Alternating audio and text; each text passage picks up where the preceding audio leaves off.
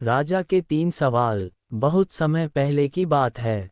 एक राज्य में एक राजा राज्य करता था जो बुद्धिमान, न्यायप्रिय और प्रजावत्सल था। परंतु उसके मन में हमेशा एक उलझन बनी रहती थी जो उसे भीतर से बेचैन करती थी। उसे लगता था कि यदि वह इन 3 सवालों के उत्तर जान ले तो उसके जीवन का हर कार्य सफल हो जाएगा और उसका राज्य हमेशा सुखी और समृद्ध रहेगा। राजा के 3 सवाल थे। 1. सबसे उचित समय कौन सा है जब कोई कार्य करना चाहिए?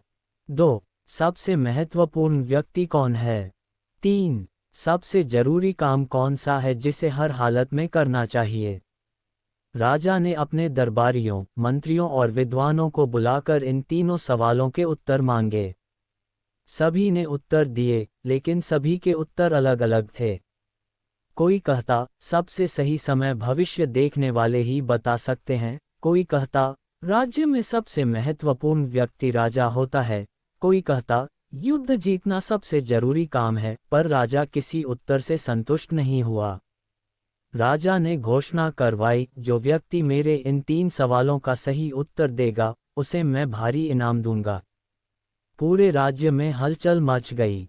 कई विद्वान, साधु, शिक्षक, योद्धा, व्यापारी सब दरबार पहुंचे। कई दिनों तक बहसें होती रहीं, लेकिन राजा का मन किसी उत्तर से नहीं भरा। आखिरकार राजा ने निर्णय लिया कि वह किसी साधु से सलाह लेगा, एक ऐसे साधु से जो जंगल में अकेले रहता था और जिसकी बुद्धिमत्ता की चर्चा दूर दूर तक फैली थी। वह साधु किसी राजा या धन दौलत की परवाह नहीं करता था। राजा ने अपने सैनिकों को साथ लेने की सोची, लेकिन फिर मन में आया, यदि साधु धन या ताकत से प्रभावित नहीं होता तो मुझे भी साधारण वेश में ही जाना चाहिए। अगली सुबह राजा साधारण वस्त्र पहनकर अकेले घोड़े पर बैठकर जंगल की ओर निकल पड़ा। सूरज ढलने लगा था जब राजा एक पहाड़ी के नीचे बने आश्रम में पहुंचा। वहां साधु खुद अपने हाथों से बगीचे में खुदाई कर रहा था। वह बूढ़ा था, थका हुआ और दुर्बल, लेकिन मेहनत करता जा रहा था। राजा ने नम्रता से कहा, हे संत, मैं 3 सवालों के उत्तर जानना चाहता हूँ। कृपया मेरी मदद करें। साधु ने राजा को देखा लेकिन कुछ बोला नहीं। वह खुदाई करता रहा। राजा ने फिर दोहराया, मेरे 3 सवाल हैं, सबसे उचित समय कौन सा है? सबसे महत्वपूर्ण व्यक्ति कौन है? और सबसे जरूरी काम कौन सा है? साधु ने फिर कुछ नहीं कहा। वह धीरे धीरे खुदाई करता रहा। राजा ने सोचा कि वह शायद थका हुआ है और उसे मदद चाहिए। उसने फावड़ा लिया और खुदाई करने लगा। घंटों बीत गए। सूरज अब पहाड़ियों के पीछे छिप चुका था।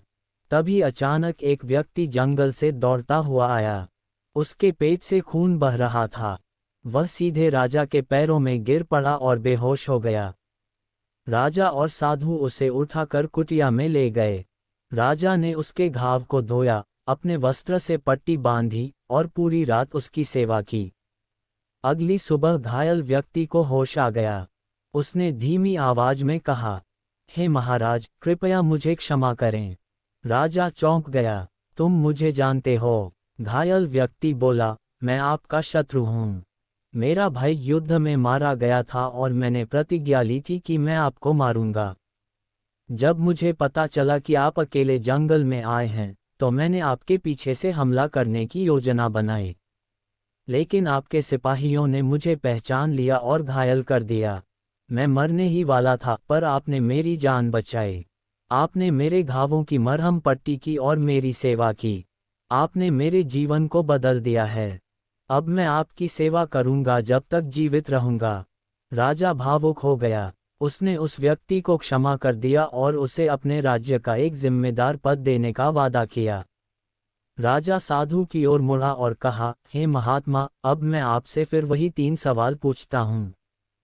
साधु मुस्कुराए और बोले, राजन, आपके तीनों सवालों के उत्तर तो आपको पहले ही मिल गए हैं। राजा ने आश्चर्य से पूछा, कैसे? साधु ने समझाया, 1. सबसे उचित समय अब है। जो भी कार्य करना है वह अभी करें। भविष्य अनिश्चित है। आपने जो घायल को समय पर मदद की वही सबसे महत्वपूर्ण कार्य था। अगर आप सोचते कि मैं कल सेवा करूंगा, तो शायद वह व्यक्ति मर गया होता। 2. सबसे महत्वपूर्ण व्यक्ति वही है जो उस समय आपके सामने है। आप जंगल में साधु से बात करने आए थे, तो मैं आपके लिए महत्वपूर्ण था। फिर जब वह घायल व्यक्ति आया, तो वही आपके लिए सबसे जरूरी हो गया। इसलिए जो सामने है, वही सबसे अहम होता है। 3. सबसे जरूरी काम सेवा करना है। हर समय, हर परिस्थिति में करुणा, सेवा और मदद करना ही सबसे जरूरी कार्य है। आपने मेरी मदद की, फिर घायल की सेवा की, यही धर्म है, यही कर्तव्य है। राजा ये सुनकर शांत हो गया। उसे लगा जैसे किसी ने उसके भीतर के अंधेरे को उजाले से भर दिया हो। वह साधु के चरणों में झुक गया। राजा ने घायल व्यक्ति को अपने साथ महल ले गया। उसने उसे चिकित्सकों से उपचार दिलवाया और उसे दरबार में एक ऊंचा पद दिया। उसके परिवार को भी संरक्षण दिया। इसके बाद राजा ने राज्य भर में घोषणा की, हर व्यक्ति को सेवा, करुणा और समय की महत्ता समझनी चाहिए। अब से हम स्कूलों में भी यह ज्ञान सिखाएंगे। राजा ने अपने शासन की नीति भी बदली। उसने दरबार में एक नया विभाग बनाया, समय, सेवा और संबंध, जो ये सुनिश्चित करता कि राज्य के हर नागरिक को मदद, शिक्षा और समय पर न्याय मिले। प्रजा राजा से बहुत प्रसन्न हुई। अब वह राजा को सिर्फ शासक नहीं, बल्कि मार्गदर्शक मानती थी।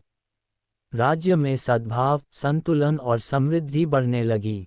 ये कहानी हमें ये सिखाती है कि जीवन में हम अक्सर भविष्य या भूतकाल में उलझे रहते हैं, जबकि सच्चा सुख और सफलता वर्तमान में है।